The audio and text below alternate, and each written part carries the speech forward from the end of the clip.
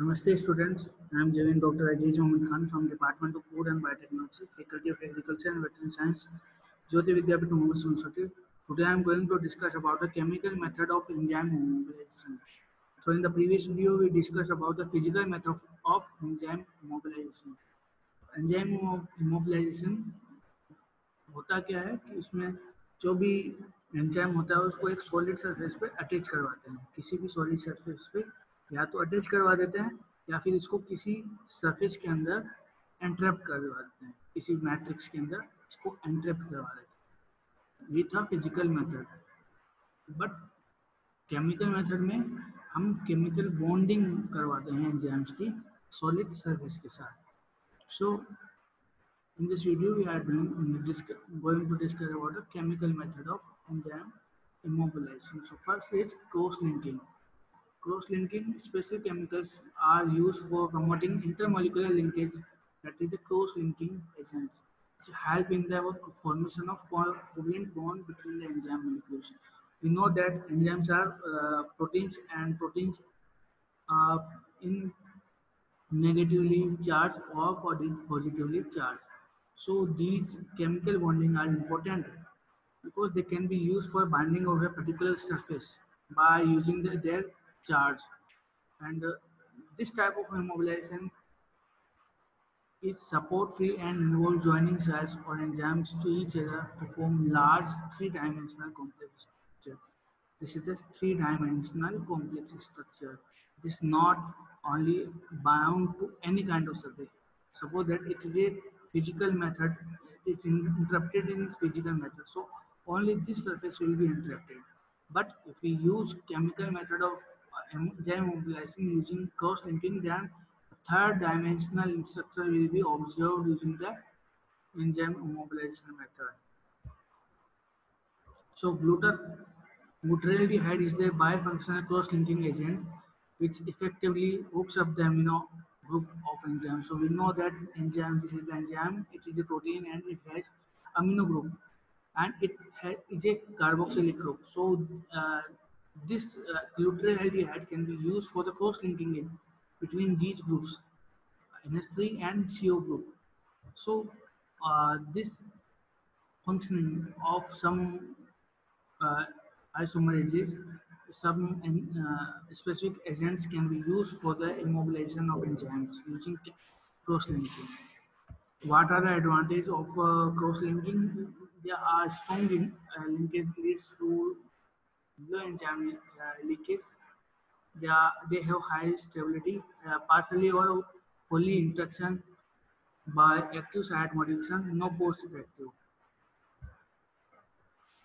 Now, covalent linkage. The enzyme is attached to the matrix by means of covalent bond. So, in this method, covalent bonds are formed between the two groups of enzymes. The immobilization of enzyme by covalent attachment to carrier matrix must involve functional groups of the enzyme that are not essential for catalytic action.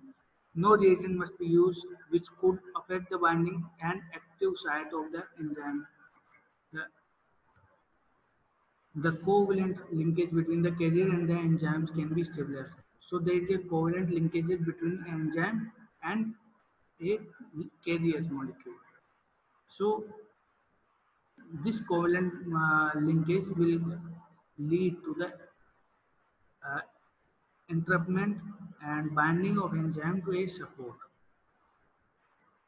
So what are the process? Formation of isobutyryl linkage or cyanogen bromide activation, formation of peptide bond formation, and carbon diamine coupling. So this is the process of the enzyme combination using the covalent linking.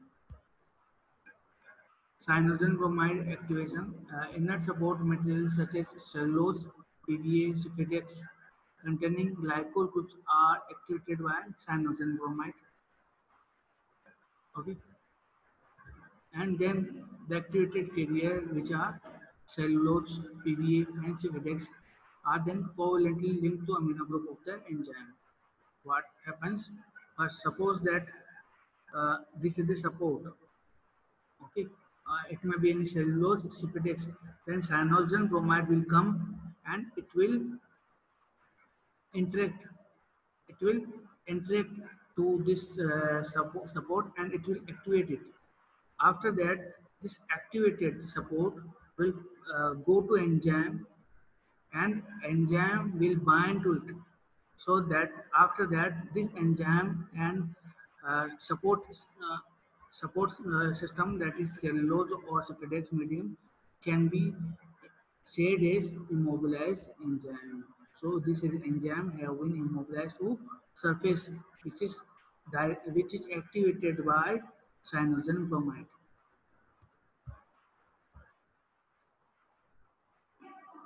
Carbonamide coupling, peptide bond formation.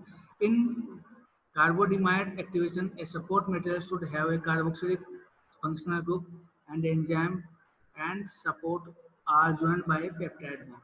So in the carbonamide activation, this is a support, has a carboxylic group, and it is a water soluble carbodiamide group.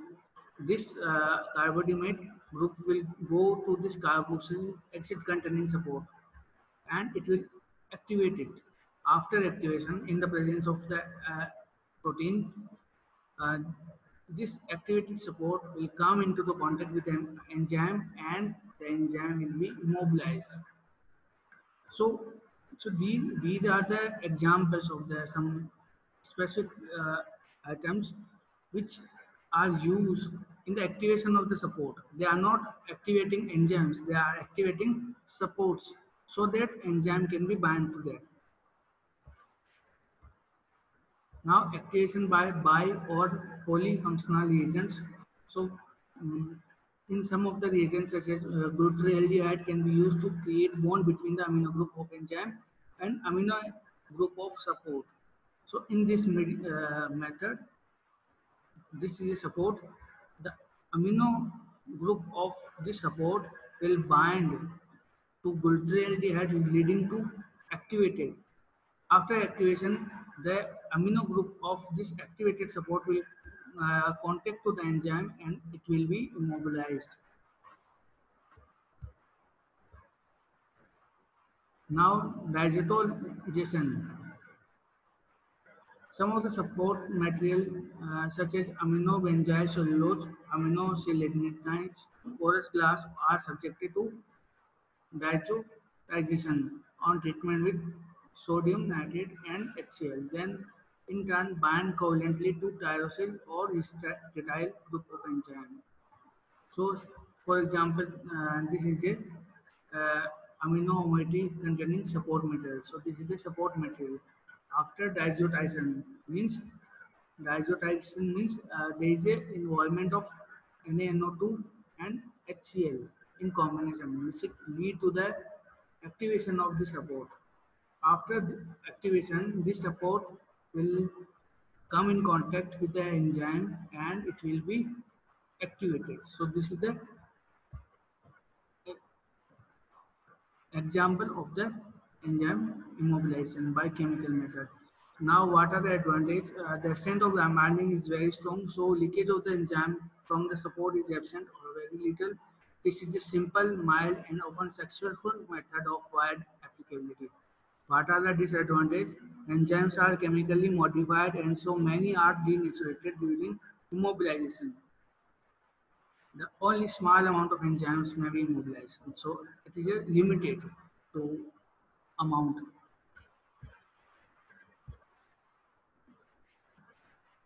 Ionic binding. This is the based on the ionic interaction between enzyme immobilized with the charge matrix.